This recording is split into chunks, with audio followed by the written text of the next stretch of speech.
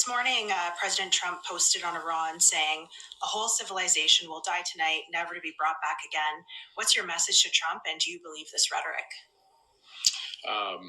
The first is that Canada expects all parties in this conflict, in any conflict, to respect international laws, the rules of engagement. And that means not targeting certainly civilians or civilian infrastructure. And we urge all parties in this war to follow those responsibilities. All right, Mark.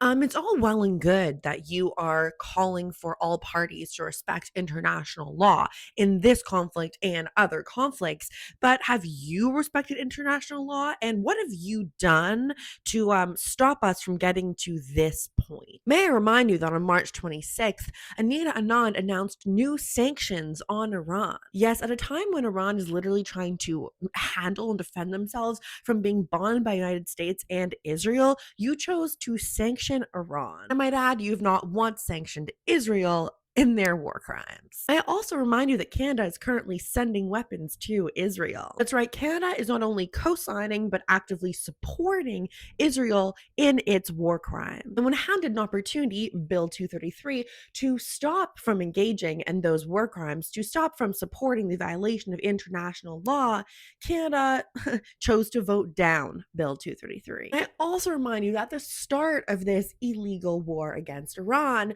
Canada failed to unequivocally condemn the United States and Israel. Part of why we've gotten to this point is because governments have failed to condemn Trump for enacting a war without congressional support. And one of those governments is Canada, who regretfully supported the initial strikes. May I also remind you, Carney, sir, that it seems as if Canada may well have been involved in the initial strikes because we have over 200 military members serving in the Middle East. Historically, when we have been in the Middle East to support the United States, Canadian troops on deployment during these conflicts, they have ended up in active military action. So, Carney, your measly little call for the respect of international law in this conflict and others, I mean, it's pretty hypocritical because you have failed to uphold international law. You have failed to call on other nations like Israel to uphold international law. I've not only not supported Iran, but in fact have put more sanctions on Iran. The fact that you're condemning this quote is quite literally the bare minimum. Because if you didn't, you would literally just be supporting an open declaration of genocide. So no, I'm not going to clap for you that you've done the literal fucking bare minimum here.